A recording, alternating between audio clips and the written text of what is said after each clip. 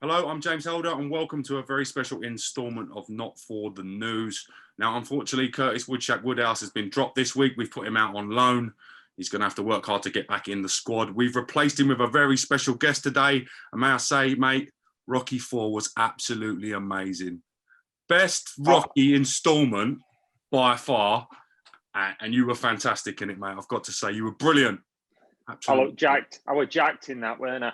100%. You look ripped up and shredded, Dolph, in that one. I were all good on. I were on the good chisel for that movie. 100%. That's a different story indeed. Now, let's look at what's been going on this week. It's been very interesting. It's the climactic part of the season, the business end where everything's happened. I want to start initially on the pitch invasions. It's been a big talking point within football, what's been going on and how to handle it. Let's initially look at the Billy Sharp one. That was the first one to catch the attention. Poxon, you was at the game, coincidentally. You didn't see it happen at the match. I didn't go to the away leg, Jim. No, I was just at the home game. Okay. So I know you're a big Sheffield United man. What was your initial sort of reaction to it when you saw the incident? Well, look, I know Billy is a pal of mine, and I've no doubt he's absolutely fuming.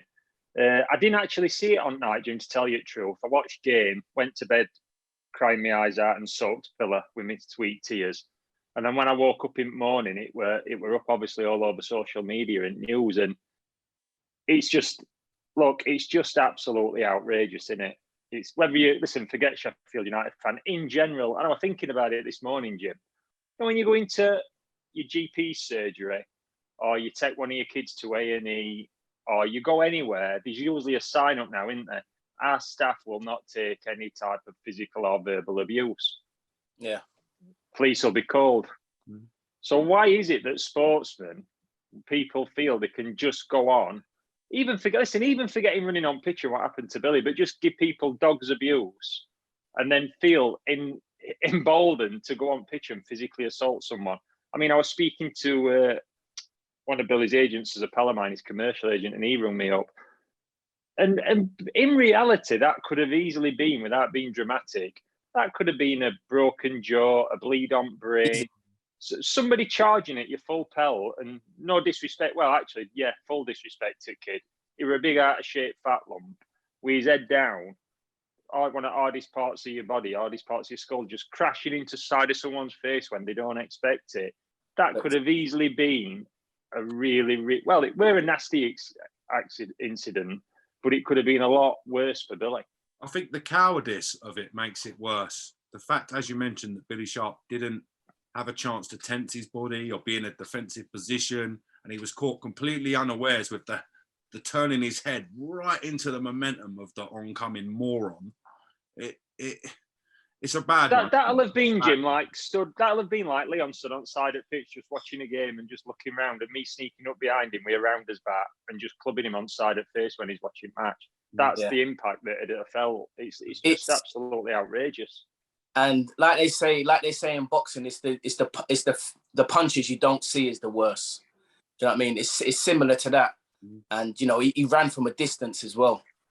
It's terrible, man. Like Rich said, it could have been so much worse. You know, he could have had a fractured eye socket, broken cheekbone, like Rich said, bleed on the brain, anything like that. You know what I mean? So I don't know how you're gonna solve fans running onto the pitch, but something does need to be done. Now, before we look at the age-old problem of fans running onto the pitch, let's dissect a couple more of the incidents while it's a hot topic. We saw Patrick Vieira, Crystal Palace v Everton, booted an Everton fan up the arse for insulting his gran. I saw the video footage of that. Then a very more mature, very more football-minded Everton fan took Patrick out of the situation. So we're seeing like the good and bad of fans, I guess, in the one incident, in the one confrontation. What did you make of that one? I think, you know, the fan that actually pushed his mate away from giving the abuse and Patrick Vieira kicking him, I think, you know, you got to give him a pat on the back because he done the right thing. I just don't see what you get out of running up into a sportsman's face, not just footballers, anybody, running up in their face and giving them abuse. I don't see what you get out of it. You just come out looking like the moron. Like, do you know what I mean? You come out looking like an idiot. Like, after that, you know, you could see him going, and all that in his face. And you're just thinking, like, you're looking to get hit. Yeah. And then they're going to try and act the victim when they get hit. Now, do you know what I mean? All the public is going to be on like they try to be, but I think the energy quickly shift because the public tried to, well, what I was seeing on social media, they tried to say, oh, why is Patrick Vieira doing that? But do you know what I mean? We've seen Brian Clough do similar. do you remember that clip? Yeah, players running. I know you were at sort of high school at them days, just learning to drive when that happened. You know, he started throwing windmills, like, do you know what I mean? So kicking the fans up the arse, trying to get them off the field. Yeah, I mean, it's just, it is what it is, but you're looking to get beat up. Now, this brings me on to the next thing I was going to say. We know it's been an age-old problem. As Leon pointed out, we've seen Clough hoisting fans off of the pitch and whatever else. Fans are expected at the end of the season that they look forward to that moment to run on the pitch. A few morons have taken that away. We know it happens, Leon, because you know yourself, end of the season, all the players, they dash for that tunnel. Yeah. They know what's going to happen. Everybody knows what's going to happen. Do you think the fact that social media and the cameras are so poignant now and are so well placed to see these incidents that they're more highlighted? Do you feel that these things have always gone on, but now because the cameras are so good and the social media aspect of it all, that we're more aware of it? End of the season, people invading and what actually goes on. I think, Jim's, that the two separate subjects that you've got to tackle, really. There's one subject, and listen, Leon's been on pitches, so he knows better than anybody. There's two separate subjects, really. In fans invading the pitch, which we've all seen, and I've seen when they were a kid, and, you know, people run past whoever opposing players were. They just wanted to go and try and grab a shirt or shake somebody's hand or whatever. To now people feeling physically emboldened and able and willing and capable of just going up and assaulting somebody, or, you know, spitting all over them, which is what I got told to United players at Nottingham Forest. They were all covered in spit, people booting them. Obviously, there were the Ollie McBurney incident as well. That's been where he appears on video to have stuck up for one of his teammates. So I think they're two different subjects, pal, because it's one thing for fans to run on pitch to celebrate at end of season, but then for people to feel, yeah, do you know what? I'm just going to run up to that fella now and punch him, kick him, film myself giving him rods and calling his family all names under the sun. They're two entirely different issues. Do you stop fans going on the pitch, or what do you do about these people when you catch them behaving like that? That was my next question. Sorry, Leon, I know you want to speak, but just on this topic, do we vet fans then? So you know who exactly is going to run on the pitch? How can it be one rule for one person, one rule for another one? It's a very weird situation. Leon, what's your take on it, or what's your thoughts on it? I mean, to save all the headache, you've got to just stop the pitch invasions somehow. Because nowadays, it only takes for one idiot 3 or 4 pints, him come on the pitch with something sharp, trying to slice a player or stab a player or do something. Like, it's going to get to that stage. Like, do you know what I mean? It's just, before, back in the day, you know, probably a decade ago, a couple of decades ago earlier, it was you get on the pitch and, you know, you have a try and drag the player's shirt off, you try and do something, you holding up the player in the air or whatever. But now it's like everybody wants to fight. Like, for instance, Ollie McBurney there, like I was saying, he's now being the victim. They shouldn't be on the pitch. This comes to the point that Richard said about people in their place of work feeling threatened. Right, this is what I'm trying to say. That's where their job is. Their job's on the pitch. You shouldn't be. How do we combat this, Leon? Richard, do we go back to the days of the cages where it's unsafe and people can get caught and not be able to get out if there's a rush or a stampede? Do we go to armed police around the pitch? Well, I think, you know what? I think, you, as football clubs, you know what games could get a pitch invasion. You know, like, for instance, the Man City game. Like, if Liverpool turned it round and they won, it would have been a Liverpool game. Leeds United, where they was, they survived. It could be that game, cup finals, semi-finals. I think it needs more security around them sort of games. If you're paid £11, £12, £18 an hour to do security for the football club, and you've got a pretty easy number, I'm not saying your job's easy by any stretch of the imagination, but you're not dealing with 50,000 hostile people. How do you then pay me the same money to put my life on the line to stop these angry supporters? Do you feel it needs to be a security level above the club? I just feel you get more security and stewards. Do you know what I mean? I don't think you pay the ones and leave it at that number there. I think you just got to get more, maybe some horses around or whatever. Do you know what I mean? Because no one really wants to get by a horse. So, I just think like certain games that you need that sort of protection on the pitch, like playoffs. Like I was involved in a playoff semi-final with Swindon, and they invaded the pitch. And I can tell you from now, you don't know where the tunnel is at that point. You're just running, and without sounding like a bitch, it's kind of like, bro, what is actually going on here? You don't know who's who.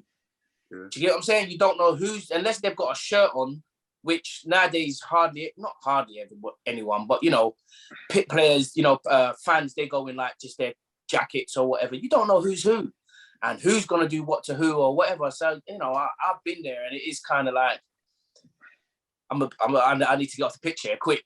Like, do you know what I mean? Because, you don't know what's going to happen. Now, certain grounds across the country, you're very close to the pitch. You're literally on the pitch. They haven't been built in the way where they've got the running track. Yeah. For multi-sports. Would that stop these type of grounds effectively being able to hold playoffs or being able to hold crucial end-of-season matches if you can't steward it and have the space for the horses and the 1,000 stewards? How does it work? Jim, I've got 2 words to stop this problem. Go on. German Shepherd. Do you know when I was a kid and at end of matches and they thought there were going to be trouble or people getting onto the pitch, 6 or 8 coppers lined up at one end with German Shepherds going bananas on end of a lead gives people pause for thought whether you like it or not. I mean, I was thinking the other day when you said what we were talking about. I went to a Sheffield United-Sheffield Wednesday game. It were in 1989 and they played for something called the Centenary Cup. Palmer were playing, Atkinson were playing, Dean, Garner, all the big names from both clubs. And the police expected 3,000 or 4,000 people to turn up. And like 16 or 17,000 turned up. And it were like, honestly, Leon, it were like a scene from downtown Fallujah in Iraq in the middle of war. It were just absolute chaos. I was 16, nearly 17. And I can remember a Wednesday fan showing off outside at pub, goading horses, police, chucking things. Copper just walked across with German Shepherd, told him to get back. Kid said no, told him to get back again. Kid said no, and he just went bump with lead. Dog clamped his hamstring. And honestly, it's 34 years later, I can still hear that kid screams in back of my mind now. And I bet you he never ever goaded the police dog before. But that doesn't happen anymore. And I think this is a problem in society as well as sports. There's no ramifications. You can behave how you want. You can do what you want. Even at matches now, I saw it at Forest United game when it were home leg. People were goading each other face to face. Police let everybody out at once. They weren't listen, they shouldn't be punches thrown, but they weren't one punch thrown. But everybody's taping themselves on one of them, pretending that they're going to throw punches. And I just think until there's some ramifications for people's behaviour, whether it's like a police dog on them or like that Forest kid, he's got 4 or 5 months instantaneously, I think it'll just go on and on. But going back to the Forest fan, James, you'd have thought the kids at the match at the weekend would have thought, oh, that lad at Forest, he's got 5 months straight off, lost his job.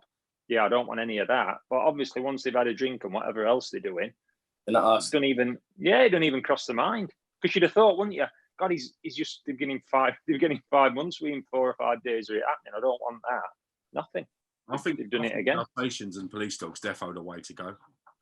I did a little. I think you throw a few German Shepherds in there. Yeah. You throw some horses on there as well, and I tell you what, it'd be take a real dickhead to come and jump on the pitch and start giving it all of that. I tell you. I did a little bit of support and extra work once on a big football film. Quite a well-known football film with loads of like hooligan scenes and whatever have you. On one of the scenes, they had a German Shepherd, as Richard described. Did you play referee, Jim? I played the German Shepherd. So they had, anyway, right? Long story short, they're doing the scenes with all the crowd. You can imagine it's like a football fight scene. So there's like hundreds of people there. In the middle of it, they've got police dogs, actual police dogs, German Shepherds. And we were told, like as SAs, you may be acting today, but that dog, he believes it's real. This is a real situation for him. He doesn't understand that it's a scene. So be very careful when you go near the dogs. So of course, I'm not stupid. I stayed well away from the dogs and didn't try to get too involved. One of the lads didn't quite listen. So he's gone, action. It's all kicked off. Everyone's like, shouting and screaming, blah, blah, blah. Next thing, he stopped and we can hear, oh my God. Everyone's like, what is it? What is it? He's lost a finger. The dogs took a whole finger clean off. Wow. Clean off. In the commotion where he's gone out to get him, the dogs took his finger clean off. Long story short, and I won't say what film it was because I don't want to get the film and production company into any bother. It's quite a big film. We spent, the whole cast, crew, and everyone spent half an hour looking for the man's finger. Wow. The dog had eaten it. It's gone. Listen, Jim, it doesn't take a brave man to go on a pitch when one of them dogs is ready to be let go. It takes an absolute idiot because there is only one result. Once police have police trained the German Shepherds, there is only one. That is a fight that you know the end result of. So it takes, you only need that. It sounds bad, but you only need that to happen a couple of times and, you know, pull them down by the hamstring, tear into the calf. It'll give people something to think about. No, most definitely. Most definitely. Okay, let's look at one of the most dramatic final days of the season. Now, we don't normally have too much normal talking news, but as the last day was so dramatic, I think it's only right to cover it. And I want to explain why I think it's so dramatic. The title race went down to the last wire. Man City have scored 3 goals in 10 minutes to win the league. Liverpool have come back from 1-0 to go 2-1 up, believing that they've won the league. We've got the North London derby for the Champions League spot going on, which in itself, that would be a big story, them two battling. At the bottom of the table, we've got Burnley and Leeds fight for survival, which again, it's gone to the wire from every angle. Just want to take a second to appreciate it and get both of your thoughts on the final day. I don't think you can include the North London derby one in because that was really lost at White Hart Lane. You know what I mean? That you know Tottenham ain't losing to Norwich. Do you know what I mean? The other ones like Man City, Aston Villa, it's not a toss-up, but, you know, Gerrard's there. He's going to be ramping his boys up. You know, Coutinho's there. He scored.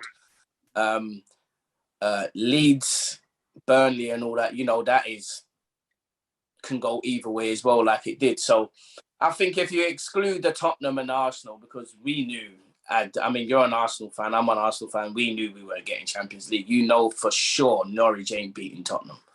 So, yeah, it weren't going to happen. They've been relegated since December. Like, do you know what I mean? There's no chance of them beating Tottenham at all. So I think you can exclude that. But apart from that, epic, mate. Absolutely epic. Richard? Thoughts on... Look, it was an exciting day, ups and downs, weren't it? I think going forward now, when you think of what Man City are investing and who they're investing in, I don't think we'll have it as close as we had it at the weekend for a long time. I think they'll just pull away now and it'll become a 10-point league, whether it be 10 points every year. I think they'll just pull away now. Obviously, Liverpool have got to try and sign some players who aren't suffering from chronic asthma. That'll give them a good lift if they can. If they can find anybody who's non-asthmatic, that'll be a huge benefit to them. But look, it was a great, exciting day. But I think City now, look at what they've just signed, what they're spending. I think they'll just become more and more dominant, and that'll be the last close one we have for a few years. Yeah. Well, I don't know. You're saying it'd be the last close one you had for a few years. I don't really know, to be honest, because, you know, Liverpool, they ain't going to just give up like that. They're going to add to their squad. I'm hearing rumours about Maine going to Bayern Munich, which would be a loss. You know, the last 3-4 months, he's really, you know, been carrying that forward line, really. Salah went off a bit of steam, didn't he? towards in the end of the season. But he's set for last game of the season, but he kind of fell off a little bit. Not fell off, but, he weren't scoring as frequently as he was. But I still think, Man United are going to add. I know they came about 7th. I don't think Arsenal are going to have a better chance of getting Champions League qualification. Tottenham are going to add. Conte, he says for himself, didn't he? What he can do, and he's pulled in 4th already. So they can only do better, and I think they will get a little bit better than this season. Unfortunately, who else is there? City, Liverpool, Chelsea. They're gonna bring in again, regardless of what they're gonna have a takeover in the next week or so. Does anyone actually know what's going on with Chelsea? Well, they're going to be taken over, aren't they, in the next week or so, and then they'll get right down to business and signing who they need to sign and shipping off who they need to ship off, and they'll be right in the mix again. Be a good season next season. I don't think Haaland is going to just make it that 10-point gap like Rich is saying. As you know, I said in the last one, I don't really think he's all that. So we'll have to see. I just think financially nobody's going to be competing with them. And I just think if you think Liverpool maybe have they overperformed last few seasons, I don't know. But I just think they'll not just sign Haaland, they'll bring other big names in, and I just think they'll just kick on to a different level. So who do you think they're going to bring in to replace what they've got? Like where they replace? They can't. I just think they'll just keep. I'm not saying they'll get anyone better or replace anyone and ship anyone out. I just think they'll just get so much stronger in depth, and just that don't matter what team goes in, week out, they'll just be more and more dominant. That's the thing about Liverpool. They sign very cleverly. They just signed Carvalho from Fulham, the young lad. He's had a great season. 10 goals, 6 assists. They sign players and turn them into stars rather than signing ready-made stars. I've always found that with Liverpool's lot. And I think that could be a big signing for them in the future. But again, it's all, in my opinion, it's Klopp dependent. That team is inspired by Klopp. I'm struggling to think of a more charismatic manager in the league at the moment than Jurgen Klopp. The last one was probably Mourinho at Chelsea. At his peak at Chelsea. Yeah. They were great, weren't they? I miss the old special one sometimes, to tell the truth. I miss him. I tell you. I miss him, mate. And United really messed up with that whole situation there. Do you know what I mean? He was the only one that brought in, a couple of trophies for the last since Fergie left, I think. Do you know what I mean? I was looking at something the other day online, and nobody else has done it but him. Yeah. So while we're on the subject of finances, we saw potentially one of the biggest signing on fees and one of the biggest wages deals done since I can remember. Kylian Mbappe, ridiculous amount of money, 180 million euros. His contract with bonuses. He also has a big say on the input of the staff on player signings. We saw Leonardo giving his marching orders. I know, Leon, you remember Leonardo from back in the day, Brazilian international. Levels of disrespect that have been chucked at Leonardo. Where do you stand on it all? Well, I just think they've got the money. It ain't an issue to them. So I think they've done the right thing. They couldn't let him go and then go to Real Madrid. It'd just be like, do you know what I mean? Pointless. They're struggling to win the Champions League as it is already. So, to flog your best player. Sorry about that. That's all right. To flog your best player over to Real Madrid who are in the final on Saturday, don't really make no sense. So I think they made a little smart move there. His shirt sales alone were bringing a little recoup a little bit. But, he's on flipping. I heard he's got a 3-year deal and he's like 300 million a year signing on fees. Like, do you know what I mean? £1 million a week. And like he said, flipping, he's got a say in this and a say in that, and which I've never heard of before, which is quite interesting. Like, he's got a say of who can come in and what players and staff and whatever, which I think is a good thing, to be honest. Really? I know some other players might not be, you know, too keen on it, who ain't got the power to do so. But I actually think it's quite a good idea. Mm-hmm. It's interesting, isn't it? Kylian Mbappe, lifelong Real Madrid fan. Money talk. Grew up watching the Galacticos. Money talk. They're in the final of the Champions League, and you like Leon said, you've taken the pound notes over the potential. You've got to, because his career could end next week. How much money do you need, Leon? He's not exactly. Yeah, you need loads. Yeah, but Leon, like we're talking about levels here. His endorsement deal for 1 year could probably buy you an island. Yeah, that's okay. But you need. He's looking for his kids. He ain't got no kids at the moment, I don't think. But he's looking for his kids. Do you get what I'm saying? Okay. You need take. I always say this to up and coming pros. I'll say it to your son. I'll say it to anybody. Yeah, take the money, because I'm telling you, before you know it, your career's over. There's no plan after. Football has no plan for you after. There's nothing. You have to then, if you want to get into coaching, you then have to, like Curtis said a couple episodes back, you then have to pay £20,000 to go and get all your stuff, badges and all of this and whatever. There's nothing after football. Nothing. Absolutely nothing. Once you're finished and you say you're retired, that's it. You're made to do podcasts with me. Well, no, I mean, listen, that's okay. I'm okay. I'm cool. But I'm just saying, like, I know players that, you know, I spoke to a player, I'm not going to mention his name, but I spoke to him like 2 days ago, and he's actually cleaning wheels now. And, you know, he was a good player at League One, League Two. You know, he dabbled in the Championship a few times, but he's now cleaning tyres. Like, do you know what I mean? So there's no certainty after football. So I always say, take the money, invest the money, and just try and build on top of the money. But take the dough. Take. Theoretically, you grew up supporting Arsenal. Yeah. Arsenal are offering you enough money to take care of maybe not your kids, but certainly 3 or 4 generations of the Knights. Yeah. Or you can stay at Paris Saint-Germain and earn double that amount of money. What would you do?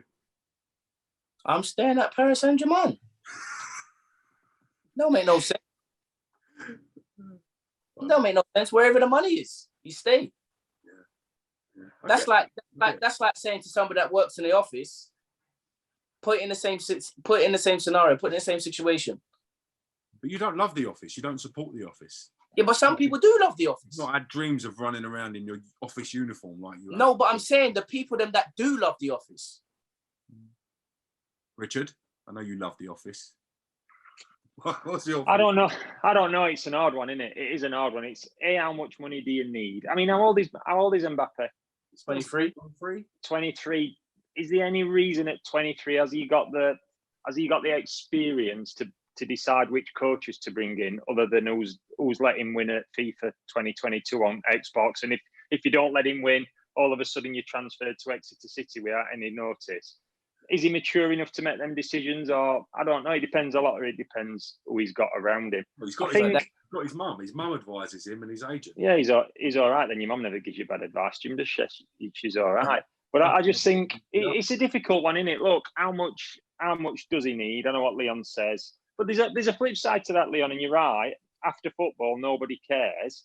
But you know, if you were a coal miner when they shut that down, nobody give a shit. You had to go and find something else to do.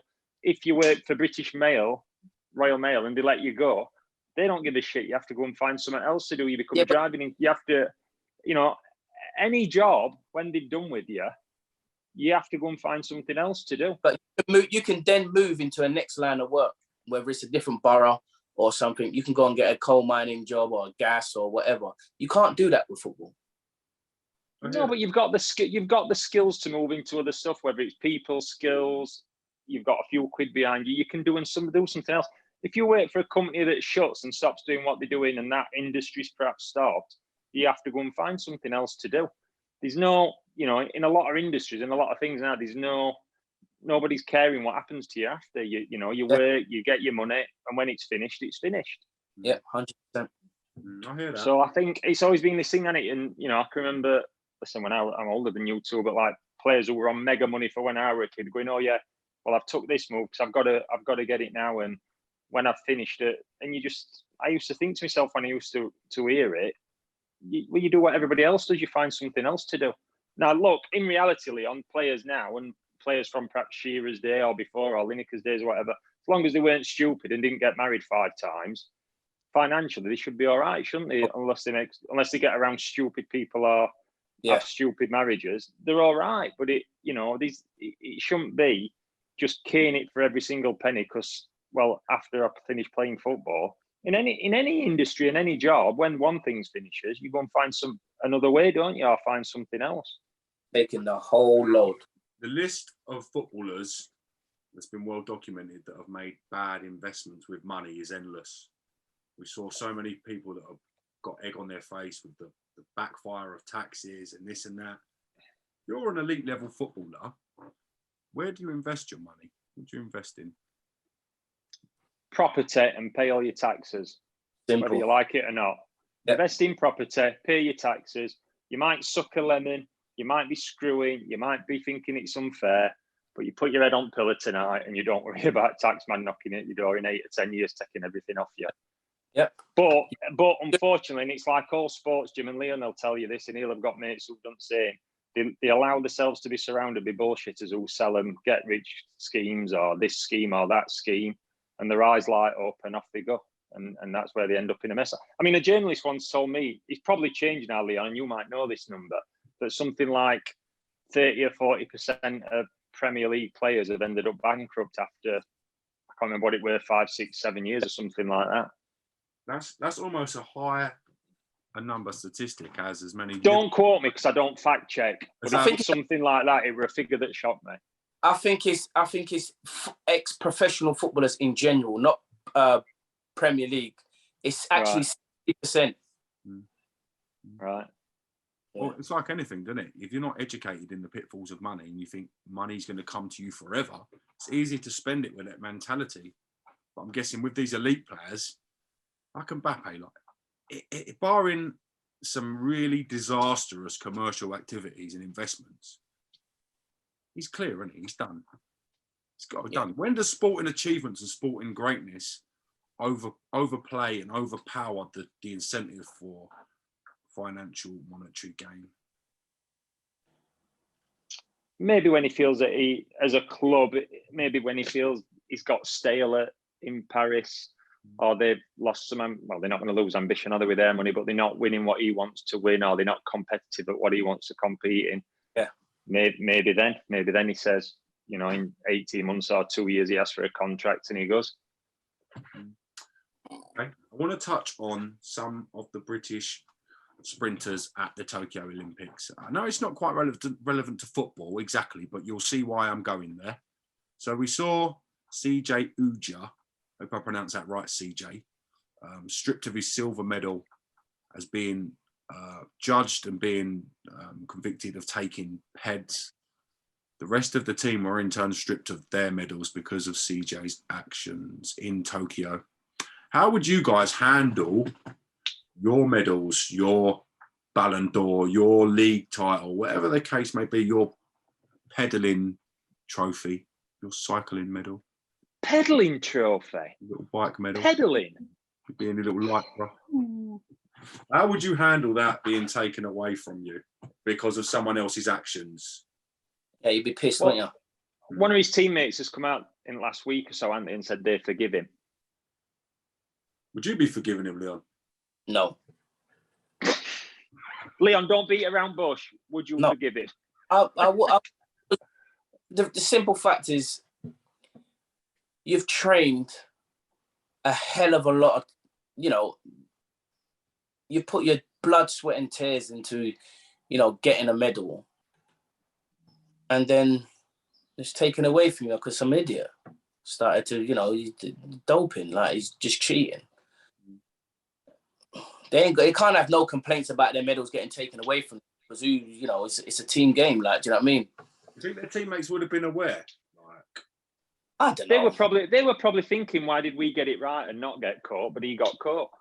Yeah, probably. It's elite sport, isn't it? It's elite sport, elite athletics. It's not the cleanest of things. But listen, if they were clean and they're feeling really aggrieved and bitter, you think, it's still a glamour race, isn't it? The 4x100, it's still a famous race because of some of the names who've done it in past, and it's an historical race. What have they all lost in endorsements from that? If he hadn't got done, what have the other three lost? So, yeah. Which I can't remember which one's come out and said I forgive him, but he's more of a forgiving character than Richie P. So I'm like Leon. I'm not sure I would be. No chance. You're not on back of a shredded wheat box. You're not doing Weetabix adverts. Reebok aren't chucking big Reebok money at you to wear their spikes. It's all, as soon as he gets busted, it all just goes down the toilet. Don't you think it's coincidental that cycling, which, don't be wrong, it's elite sport by every criteria, but there's a lot less money in cycling as there is into football, especially with Premier League teams. Don't you find it weird that we get so many cyclists caught for peg cheating weekly in the sport Richard loves and admires, but we get so few footballers busted for peg cheats or drug cheats? How does this happen, and why is it not that we're getting footballers regularly being caught for cheating? Because it's not who wants to catch him, Jim. Yeah.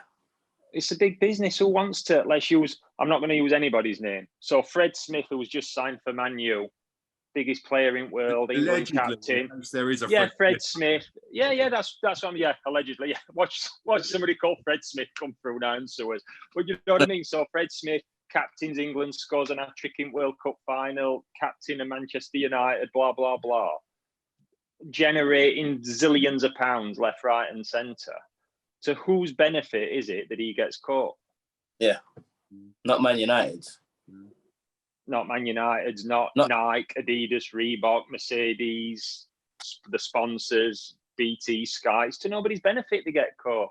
Where you in cycling or lower level athletics, you grab a few low pieces of hanging fruit, and you give them a ban and show how you're really serious about doping in sport. But the reality is, you're not. And if you follow doping in sport, the people who were doing cycling in 80s went to football clubs in 90s and early 2000s. Then they went to other football clubs. Then some of them have appeared, in certain former Eastern European coaches who were banned for life from athletics have wheezed away and started doing stuff in boxing.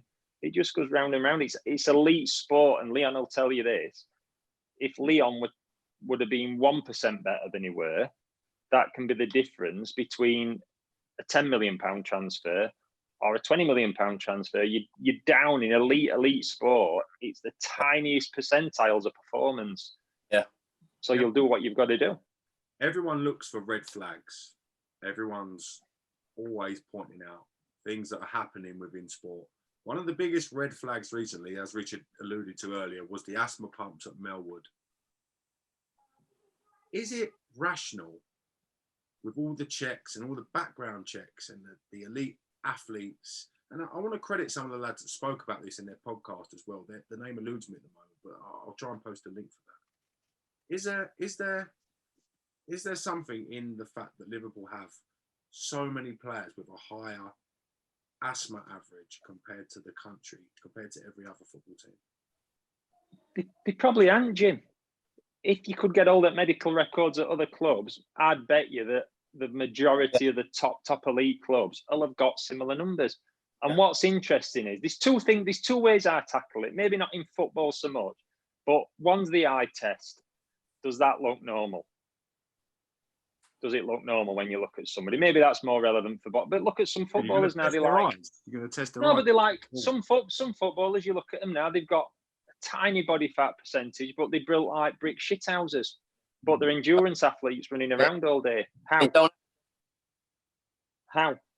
And secondly and this is a really interesting one. So a woman got done last week. I can't remember what sport. It was a woman footballer. A woman footballer got done last week, and banned for doping. I think she played in England. I'll find it after, Jim, and you can post link ups at story.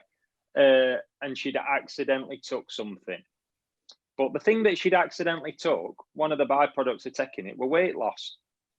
And it's funny that whichever, and listen, this is whichever sport it is, whichever sport. I mean, I always say with cycling, I don't think you can do it naturally. It's that difficult, you know, riding Tour de France over road mountains.